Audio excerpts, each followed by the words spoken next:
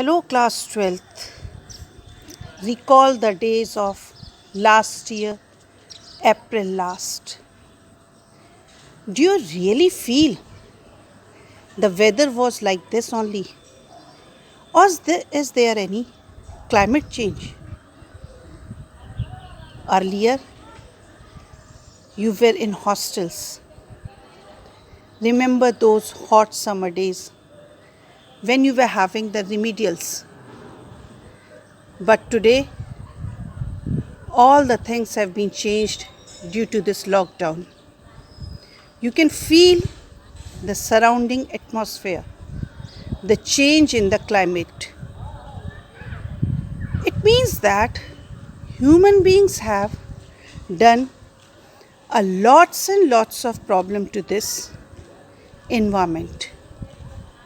Let's check in this video how the carbon dioxide level has changed due to our activity.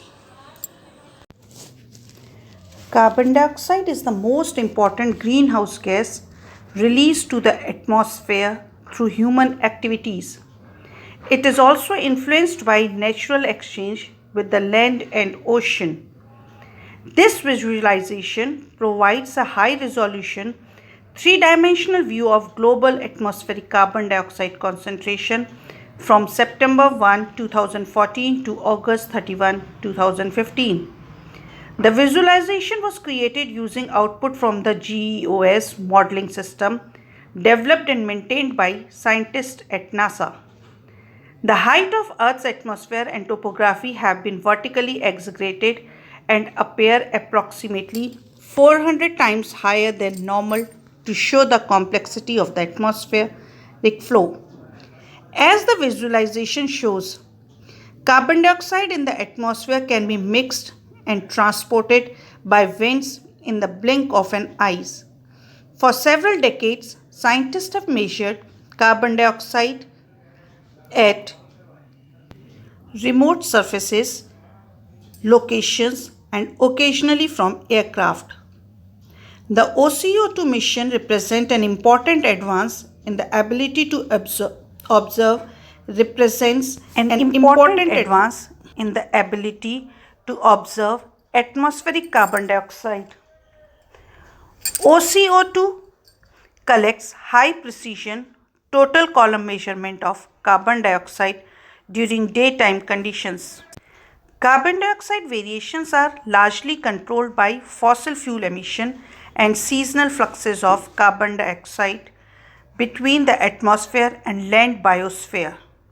For example, dark red and orange shades represents regions where carbon dioxide concentration are enhanced by carbon sources. During northern hemisphere fall and winter, when trees and plants begin to lose their leaves and decay, carbon dioxide is released in the atmosphere, mixing with emission from human sources. This combined with fewer trees and plants removing carbon dioxide from the atmosphere allows concentration to climb all winter, reaching a peak by early summer. During northern hemisphere spring and summer months, plants absorb a substantial amount of carbon dioxide through photosynthesis, thus removing it from the atmosphere and change the color to blue. Three-dimensional view also shows the impact of fires in South America and Africa, which occur with a regular seasonal cycle. Carbon dioxide from fires can be transported over large distances, but the path is strongly influenced by large mountain ranges like the Andes. Near the top of the atmosphere, the blue color indicates air that last touched the earth more than a year before. In this part of the atmosphere called the stratosphere, carbon dioxide concentration is lower. As you know that greenhouses were made for those plants which were in the hilly regions and due to very cold climatic conditions were not able to survive during the winters, especially perishable vegetables.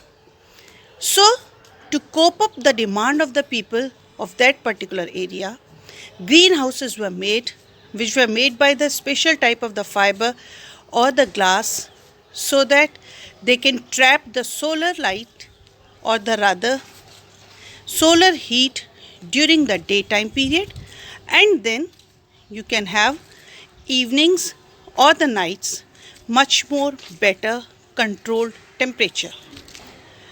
Same is happening in our earth when this greenhouse effect is being caused due to the high level of pollution, due to which the sun rays, they are being trapped by the pollutants, and the heat which is supposed to go back during the night time is not able to move out, causing a climatic change, or rather a higher temperature during the night also. When this carbon dioxide concentration keeps on going all over the world, then it is called global warming. Carbon dioxide is very necessary, because if it is not there, plants will not be able to do the photosynthesis. And if plants are not able to do the photosynthesis, none of the living creature will get the food, because food is only produced by the green plants, and all the animals directly or indirectly develops on these plants. The impact of this global warming and how this global warming is taking place, we will watch together a video by the NASA, which is showing a simple pollinator bee, how the bees are responsible for the pollination, and pollination, as you know, responsible for all the fruit formation and the seed development. If the bees, they will not get the nourishment, that is the nectar from the flower, then they will not be able to survive. And if bees will not be able to survive, there will be no life within 4 years because of the scarcity of the food. So let's watch the video by the NASA.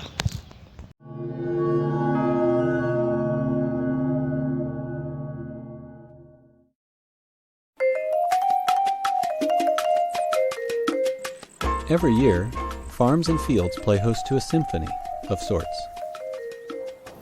Pollination, the springtime syncopation of flowering plants and the animals who feast on the nectar and pollen they produce.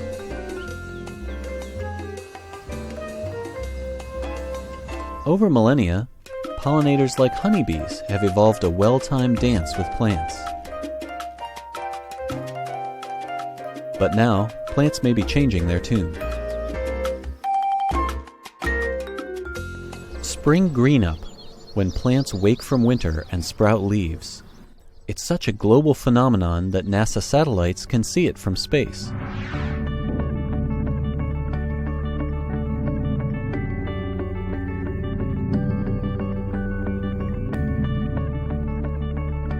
Sensors, such as MODIS on NASA's Aqua and Terra satellites, can show us how green our planet is throughout the year, and they've captured something strange. In the northern U.S., spring greenup is starting about a half day earlier each year. The likely cause? Our warming climate. But is pollination also moving earlier? The images can't detect individual flowers, so scientists have been left to guess, until now. NASA research scientist Wayne Isaias spearheads a special team gathering data directly in the field. They're the honeybees in his Maryland backyard. Honeybees are great data collectors for understanding processes of pollination. Bees fly 2.5 miles in all directions to scout for bee forage and bring back pollen and nectar. And so therefore they sample a very large range of environments. By weighing the hives, Wayne can detect when nectar peaks and ebbs each year. During the winter, the hive loses weight as they eat the honey to feed their babies and keep warm. And then when plants start blooming in abundance, the hive starts gaining weight. It can gain a tremendous amount of weight. I've had a hive gain 25 pounds in one day. Wayne's been keeping tabs on his bees for less than 20 years, but in that time, pollination has moved more than 10 days earlier.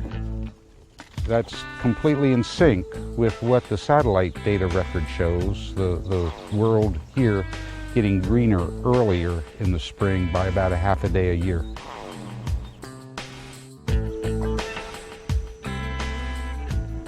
If we have a few scale hive measurements with the wall-to-wall coverage of the satellite, we can then extrapolate those scale hive measurements of when the nectar flows occur to very large areas of the country.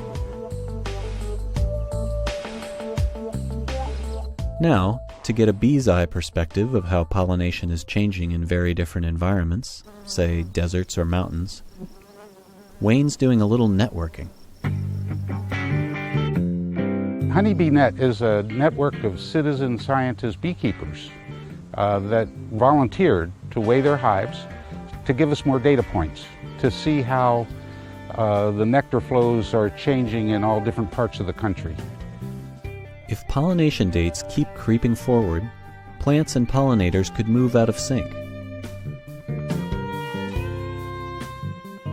Currently, young bees are able to grow and get out on the hunt by the time plants bloom.